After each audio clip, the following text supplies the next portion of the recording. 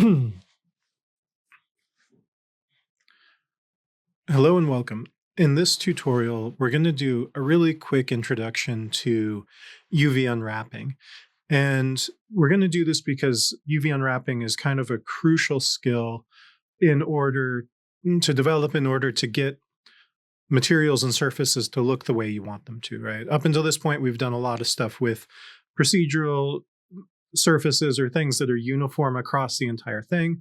But if, say, you have a bottle of wine or a glass or something with a logo or a label on it, and you just want to be able to say, put that label on there, the way that we've been working, you're not going to have a lot of control. And the label is going to be potentially stretched in weird ways, or it might be duplicated on multiple surfaces. And there's a lot of tricks. There's a lot of tricks to that. And so I want to show kind of some of the basics, just a very basic introduction to UV unwrapping. And then for those of you that are going to kind of go down the game asset development track, when we go to do level of detail modeling, and you're going to have to do that on your models in order to get the material and textures to map from the high resolution model to the lower resolution models and have it not skip around or jump or hop or whatever. So we're going to make this really simple, but I want it to be a bit more complex of an object than, say, a cube. So what we're going to do is we're going to create a cylinder. We're going to leave it. We're going to make this into a glass with like a Coca-Cola label on it. So we're going to maybe scale this down. Let's make the glass just 15 centimeters tall. And then the radius, let's go ahead and just make that 5. And then once it's there, you can hit the letter S on the keyboard, and that will zoom you in. You could also just manually zoom in. Okay, once we've done that, let's go ahead and we're going to leave our segments pretty low because it makes it, one, a little faster to work, and two, it makes it a lot easier to see what's going on when we're working with a low polygon mesh to start with, right? There is a limit, and something you may note if you try and UV unwrap a higher density mesh is that it takes a long time after a certain point and a certain number of polygons. And so sometimes it will look like Cinema has completely frozen and crashed, but you just need to walk away from it for a minute or two and it will complete the procedure usually. Sometimes it will crash. But if it, but occasionally I found it takes like a couple minutes if you have like a really high density mesh that you're working with. Okay. So let's go ahead and get started. So the first thing we're going to do is we're just going to make our cylinder editable. So you can hit the letter C on the keyboard or hit this button down here. So now it's a polygon object. And then we are going to go to polygon mode. We are going to use the loop cut tool, right? So if I come down to, if the knife is visible, right, loop cut is down here. You can also hit K and then L on the keyboard.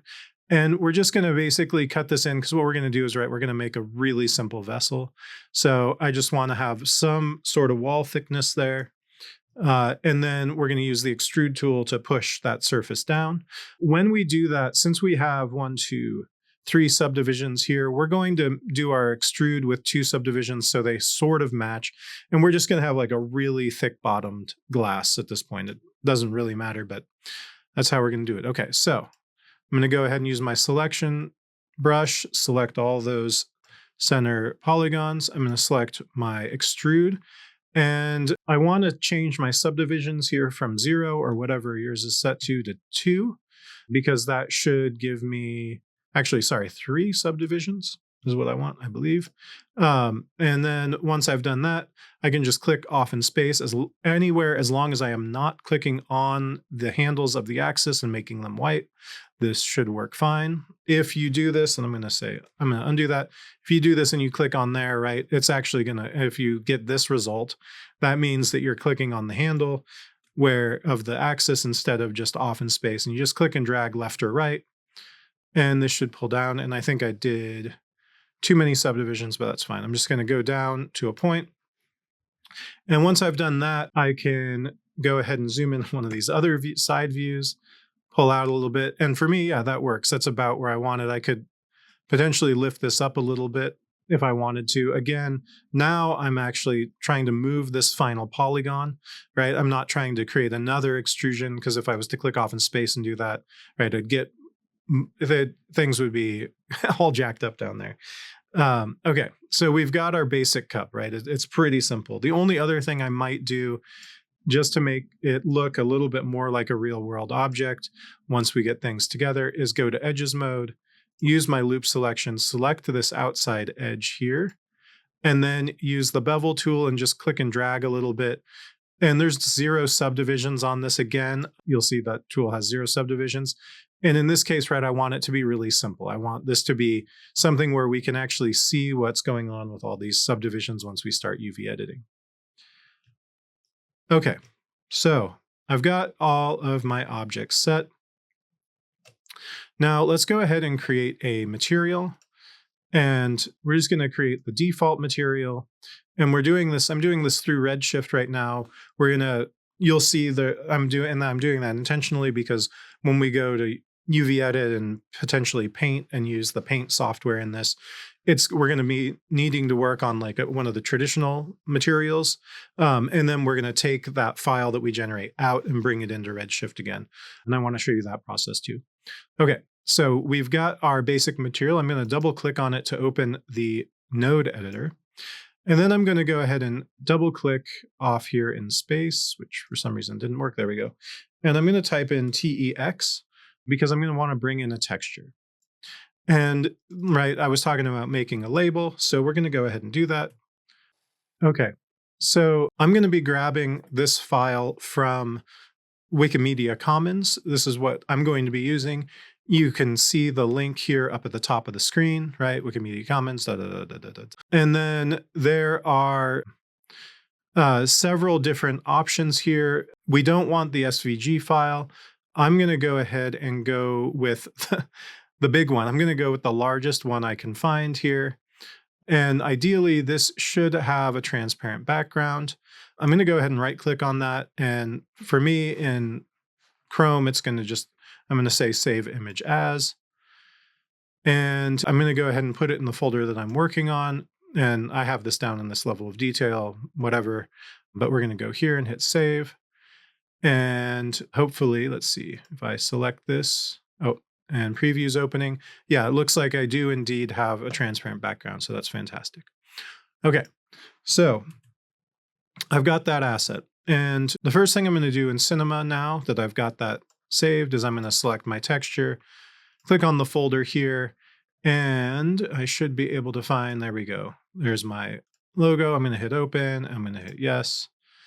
And then I'm going to go ahead and connect this node to the color node on my standard material. I'm going to go ahead and drop this in. Okay, so I've got my material on the object. And now you can see that the Coca-Cola label is spread over the entire thing.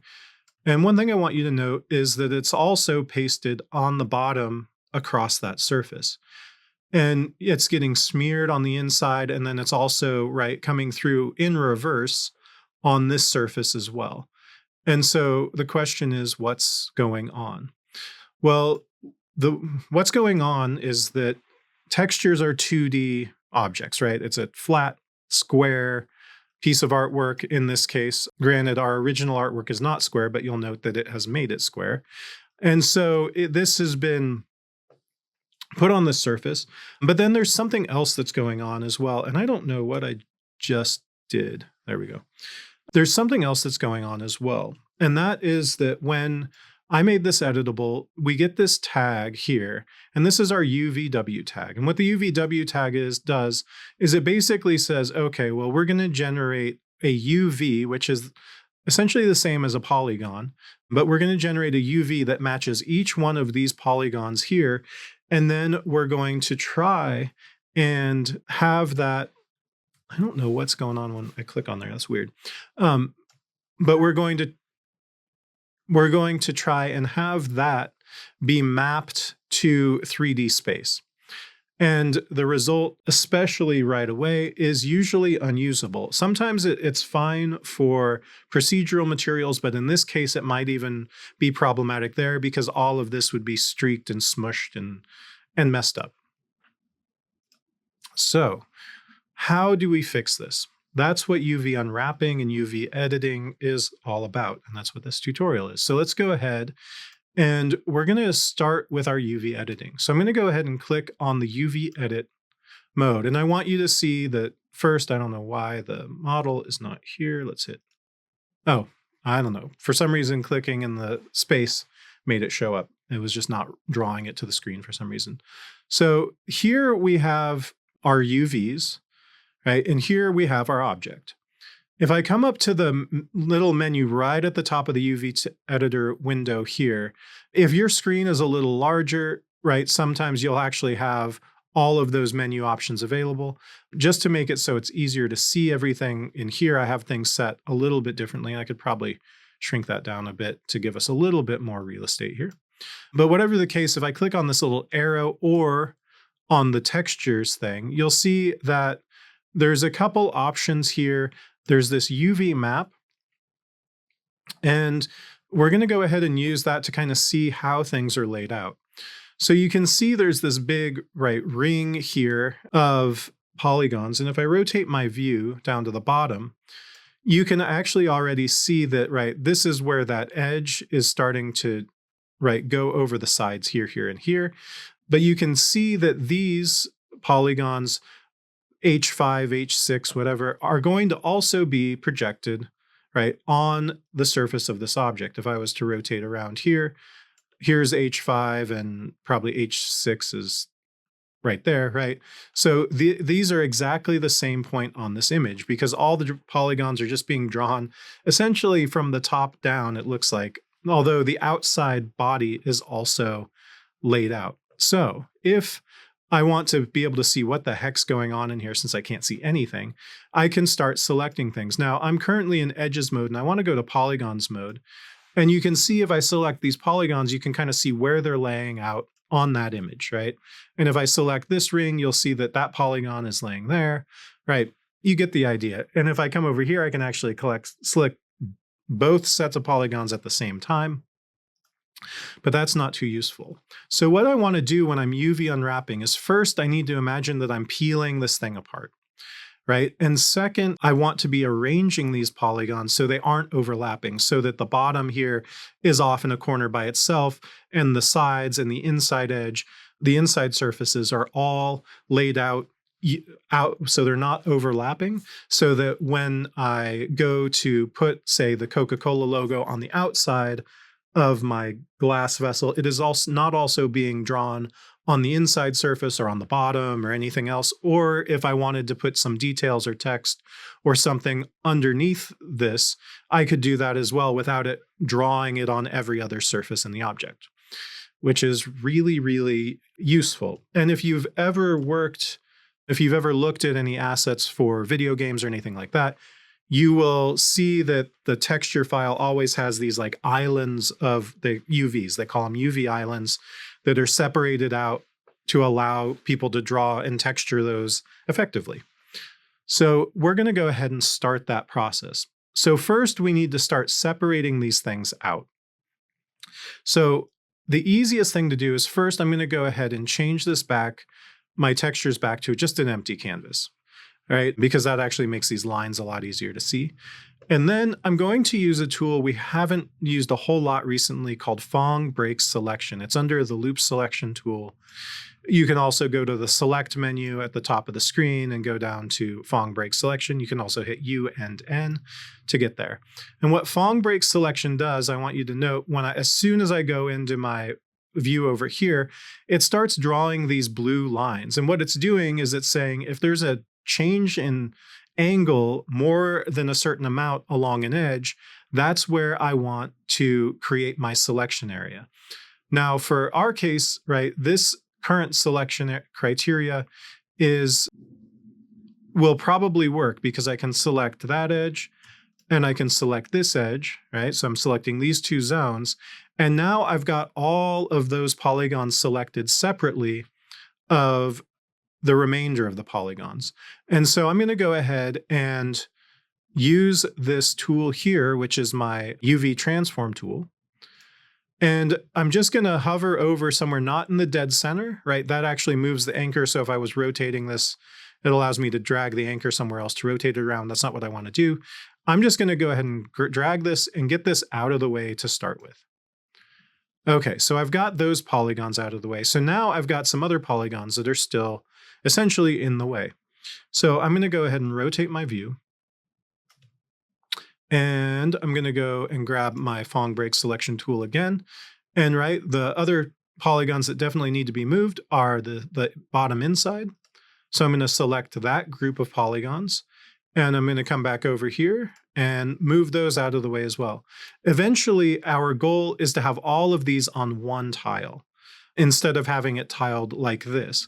And that's really important, but for the time being, we can actually just spread things out a little bit so we have some sense of what the heck is going on. All right, so now I'm going to have this top loop of polygons here. So if I use Phong break again, I can click on this top edge and then come back over here. You kind of get the idea of what's happening. I can move this over here. It doesn't have to be on the tile. It'll automatically retile everything. And then I have to say, what the heck is this heavy line here? I've got everything else out of here. And if I select these polygons, if I actually select, let's say I select this far corner here, because otherwise it's going to be confusing, right? I get this edge here. Now, one of the other things you can do is if you have a polygon island, if I double click here, it's going to select all the polygons that are in that island, as it's called. And this object, if I rotate my view, you're going to see that it's just the outside edges, but I don't actually have the interior polygons selected.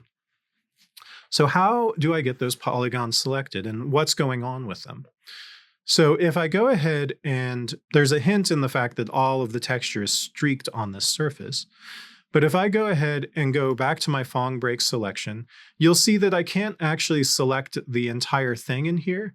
And that's because my Phong angle is too dense. If I go ahead and change this to something else, like if I go up to say 50 degrees, you'll see that now I can select that entire interior surface, right? So at 50 degrees, I'm able to select this. And you'll see even with the selection, I don't necessarily see anything here.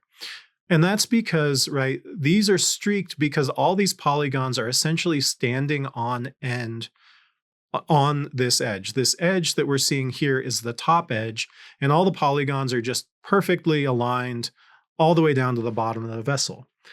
So how do we get these to unwrap? How do we get these to lay flat like we have the outside thing? We have to do a couple of steps. The first step is we need to draw a line. And so we need to go into edges mode. And what we're going to do is we're going to select one edge inside this vessel as the point that we want to essentially cut this so we can unwrap it like a sheet of paper.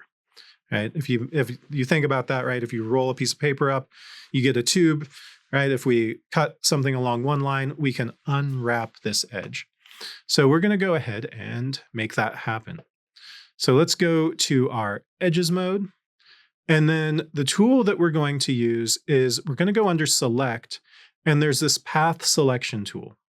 It's a really fantastic way to select things. And we're going to go ahead, and if we can find an edge that's selected on here already, right? You can see this is the exterior edge. For our sanity, and granted, we're only really going to be putting something on the outside surface, but if we were putting something on the inside surface for our own sanity, it would be nice if the interior and exterior edge that we're using as a cut would work. And this one was automatically generated by the software when that UVW tag was made. So we just want to make sure we're at the right edge. And then you just click and drag to select that edge, right? And so now I can say, yep, that's the correct one. Okay, I've got that edge selected. I'm going to go back to polygon view.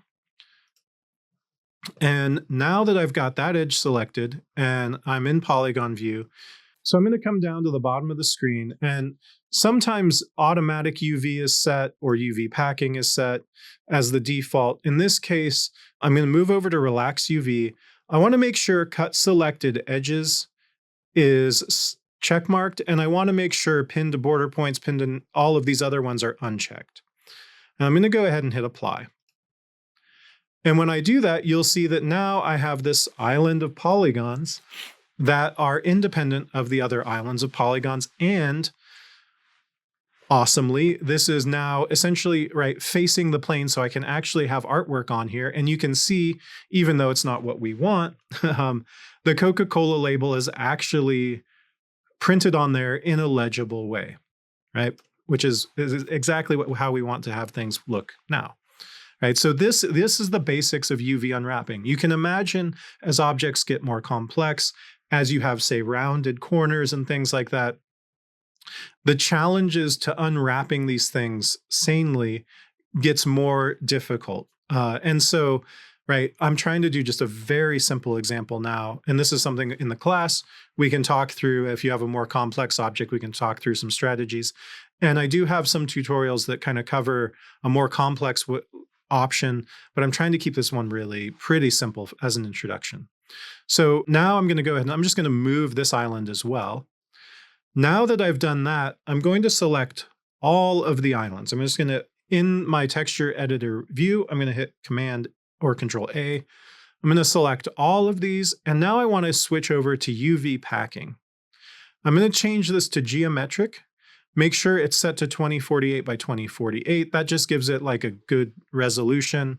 I don't know how important that is, but we're going to leave it there. And the orientation I have set to free, and then auto and fit. And I'm just going to go ahead and hit apply and see what happens. Okay, and there we have the result, right? It's taken all of those from all over the place and it's packed it down into a single texture. Now, in our case, right, the Coca-Cola logo, no matter what we do at this point, it's not going to be where we want it to be. And so that's what we're going to do in the next section. We're going to take the work that we've done and we're going to go into Paint. We're going to make this, basically, we're going to create a texture file that we can then merge the Coca-Cola logo with and drag that thing around until it's aligned where we want it to be on the glass. Okay, so let's go ahead and save this. And I'm going to go ahead and just call this, I'll call it Basic UV Unwrap. And we can save it. Okay, in the next section, we will go through how to convert this into something that's both paintable, like you can draw and paint on it, and something where you can actually place the logo in the correct place.